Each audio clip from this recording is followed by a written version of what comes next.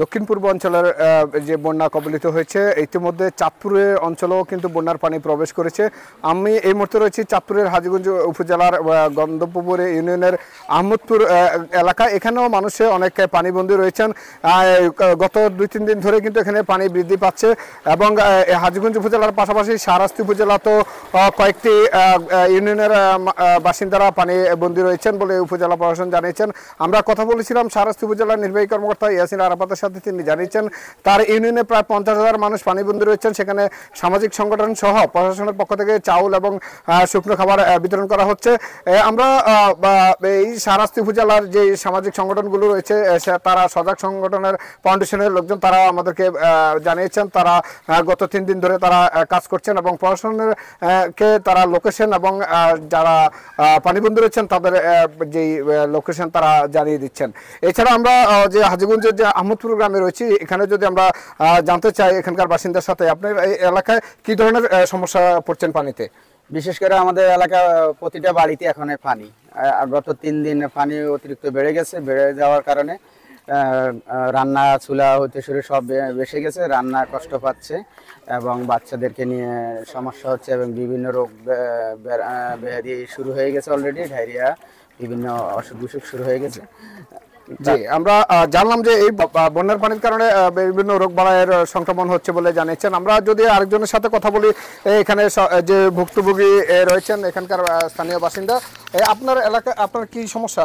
কতদিন ধরে পানিবন্দী? আজকে 1 সপ্তাহ যাবত আমি ঘরে ঢুকতে পারি না, আমার বাচ্চা করে নিয়ে ঘরে থাকতে পারি না। আমার পানিবন্দী আমি হয়ে রয়েছি। আমি আরেকজনের বাচ্চা করে নিয়ে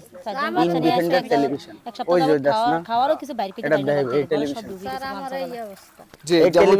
জানিয়েছিলেন যে তারা পানিবন্দী রয়েছেন 1 সপ্তাহ ধরে। এই 1 সপ্তাহ ধরে পানিবন্দী থাকা আর কারণে কিন্তু তারা সরকার থেকে বিভিন্ন সহযোগিতা চাচ্ছেন। অনেকের ঘর বাড়ি বিনষ্ট হয়েছে, রাস্তাঘাটের গাছপালা উপড়ে পড়েছে এবং আমরা যদি বলি যে চাঁদপুরের যে ফরিদগঞ্জ, হাজীগঞ্জ এবং শাহরাস্তি উপজেলা, এই 3টি উপজেলায় কিন্তু আশ্রয় কেন্দ্রে মানুষ আশ্রয় নিয়েছে। তারা সেখানে আশ্রয় নেওয়াতে প্রশাসনের পক্ষ থেকে তাদেরকে শুকনো খাবারও দেওয়া হচ্ছে, চাউল দেওয়া হচ্ছে। হাজীগঞ্জ উপজেলার কাশিমপুর প্রাথমিক বিদ্যালয় এবং দেশগাঁও ডিগ্রি কলেজ এবং মালিগাঁও উচ্চ বিদ্যালয়, সেখানে আমরা দেখেছি আজকে সকাল থেকে নতুন করে আশ্রয়কেন্দ্রে আরও লোকজন ভিড়ছেন এবং সেখানে আশ্রয়কেন্দ্রে থাকা নিয়েও দেখছি আমরা অনেকের মধ্যে যে একটা প্রতিযোগিতা নেমেছে এবং কোলের সন্তানদেরকে নিয়েও আমরা দেখেছি আশ্রয়কেন্দ্রে আসতে।